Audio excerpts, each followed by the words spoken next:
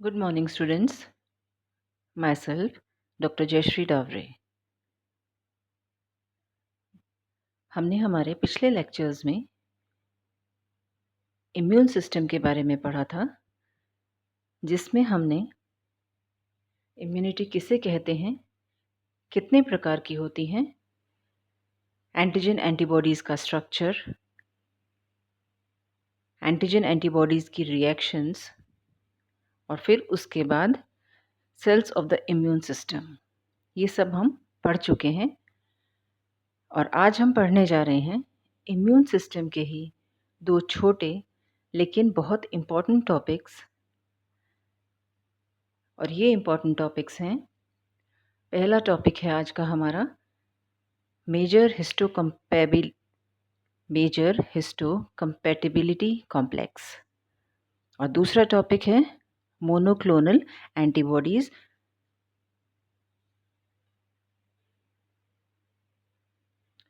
तो पहले हम लेंगे major histocompatibility complex. The major histocompatibility complex, या जिसको हम कहते हैं MHC, also called as human leukocyte antigens.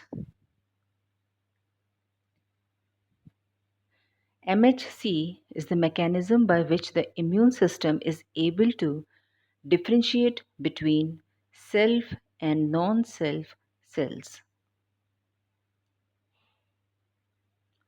MHC glycoproteins का कलेक्शन होता है जो कि ऑलमोस्ट सभी बॉडी सेल्स की प्लाज्मा मेम्ब्रेन पर प्रेजेंट होते हैं।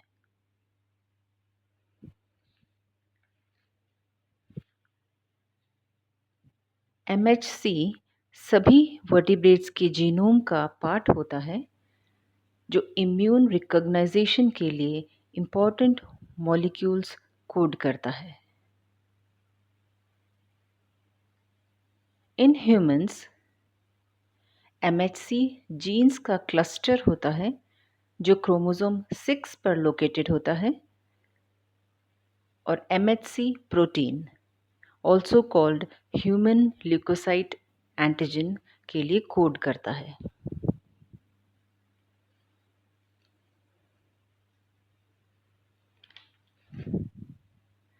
MHC proteins cell surface proteins का सेट होता है जो एक्वायर्ड इम्यून सिस्टम द्वारा फॉरेन मॉलिक्यूल्स को रिकॉग्नाइज करने के लिए एसेंशियल होता है।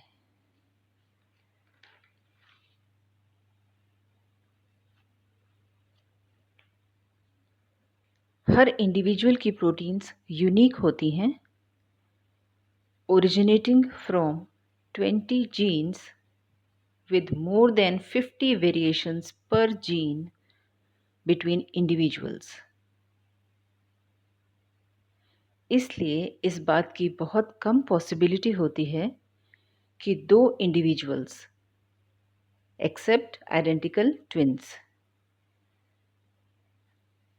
में same set of MHC molecules हों, यानी कि केवल आइडेंटिकल ट्विन्स को छोड़कर किसी भी व्यक्ति में same set of MHC molecules नहीं होते हैं। The main function of MHC molecule is to bind to peptide antigens and display them on the cell surface for the recognition by the appropriate T cells.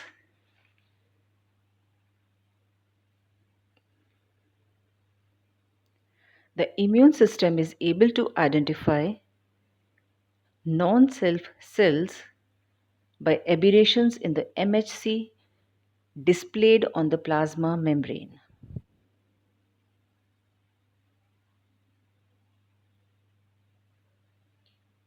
MHC molecules के दो groups होते हैं। प्रत्येक group plasma membrane पर different markings generate करते हैं। ये दो ग्रुप्स हैं, क्लास 1 MHC ग्लाइकोप्रोटीन और class 2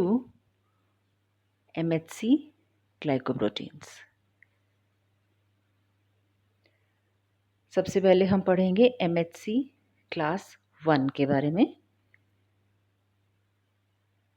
The structure of class 1 MHC molecule consists of two polypeptide chains, alpha and beta.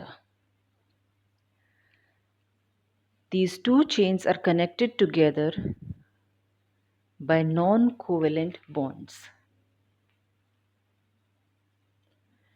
MHC1 glycoproteins body की सभी सेल्स द्वारा प्रोड्यूस किए जाती हैं, यानी कि बॉडी के प्रत्येक सेल MHC1 टाइप की ग्लाइकोप्रोटीन को प्रोड्यूस कर सकती है या उत्पन्न कर सकती है, except the red blood cells जिसमें कि न्यूक्लियस नहीं होता।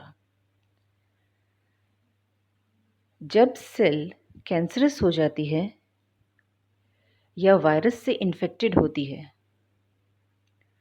तो सेल में अनफेमिलियर प्रोटीन सिंथेसाइज होने लगते हैं। ये प्रोटीन्स एंडोजेनस एंटीजेंस होते हैं, यानी कि वह एंटीजेंस जो सेल के अंदर प्रोड्यूस की गई हैं। इन एंटीजेंस के पोर्शंस MHC1 ग्लाइकोप्रोटीन से कंबाइन हो जाते हैं और जब प्लाज्मा मेम्ब्रेन पर डिस्प्ले किए जाते हैं तो एक नॉन सेल्फ सेल इंडिकेट करते हैं।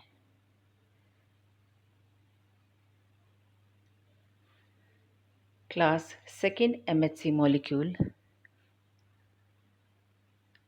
These molecules are heterodimers and characterized by two non-covalently connected polypeptide chains. These chains are termed as heavy chains and light chains.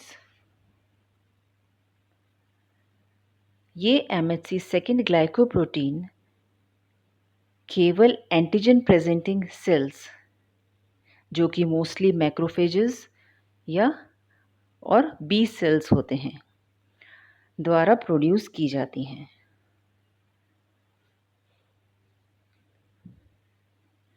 Antigen presenting cells exogenous antigens को actively ingest करती हैं।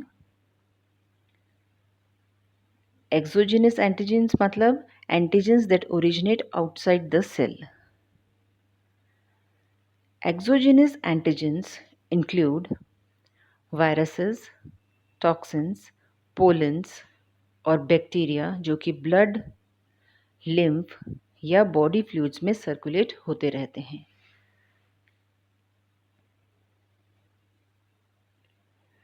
Antigen presenting cells antigen का breakdown करती हैं और इनके pieces को MHC second glycoproteins के साथ इनकॉर्पोरेट कर लेती हैं। This aberrant display of MHC markers is recognized as non-self.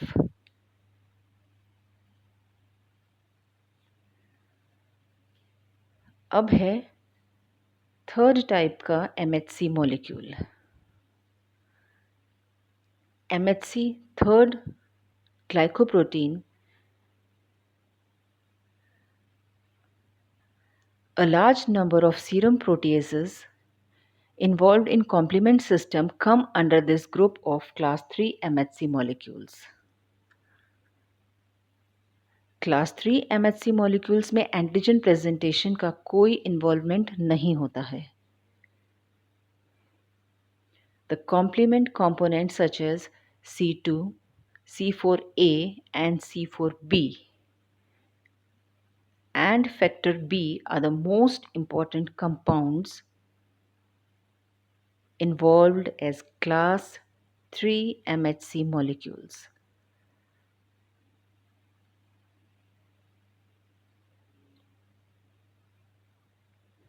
MHC के बारे में अभी हमने पढ़ा।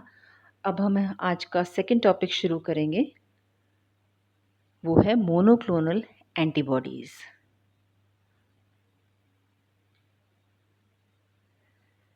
सबसे पहले मोनोक्लोनल एंटीबॉडीज़ क्या होती हैं? Monoclonal antibodies are made by identical immune cells that are all clones of a unique parent cell. Monoclonal antibodies can have monovalent affinity. They are of the same epitope.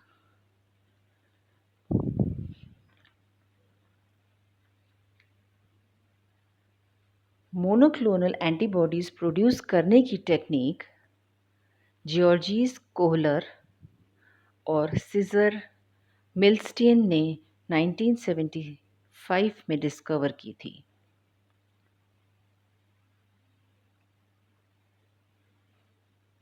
इस technique में immunised animal, typically एक mouse,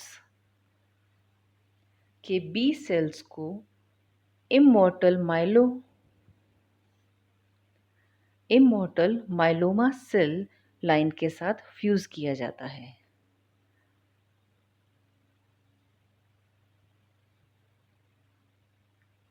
और इन sales को उन conditions में grow किया जाता है जिसमें unfused normal and tumour cells survive नहीं कर सकते।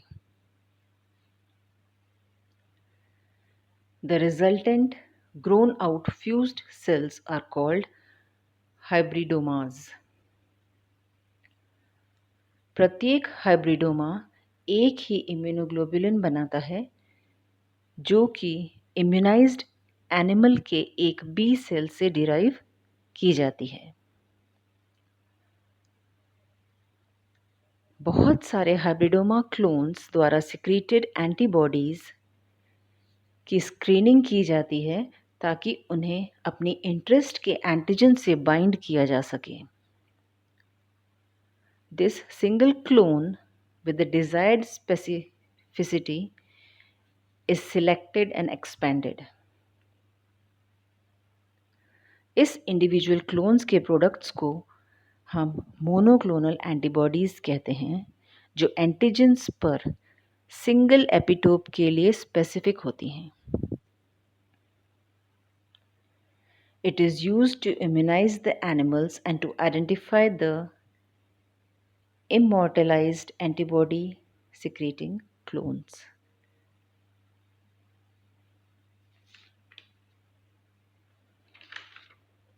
मोनोक्लोनल एंटीबॉडीज़ के कई सिग्निफिकेंस हैं, मेडिकल यूज़ में आते हैं, रिसर्चेस में काम आते हैं।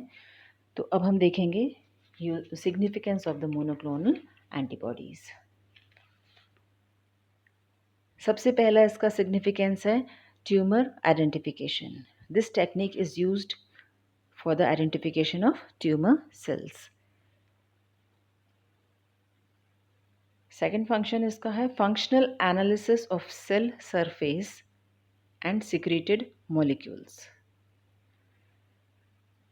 In biologic research, monoclonal antibodies that bind to cell surface molecules are invaluable tools for defining the functions of surface molecules. Monoclonal antibodies are also widely used to purify selected cell populations from complex mixtures to facilitate the study of the properties and functions of these cells. Third significance, diagnosis of many infections and systematic diseases. यानी कि इस technique के द्वारा हम काफ़ी disease infections के बारे में भी हम जानकारी ले सकते हैं।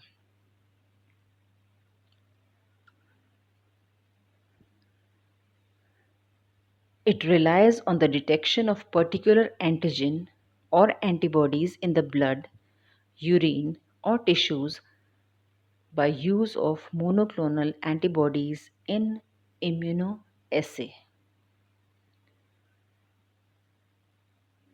इसके साथ ही बच्चों आज हमारे दोनों इम्पॉर्टेंट टॉपिक्स यहाँ पर ख़त्म होते हैं। Thank you.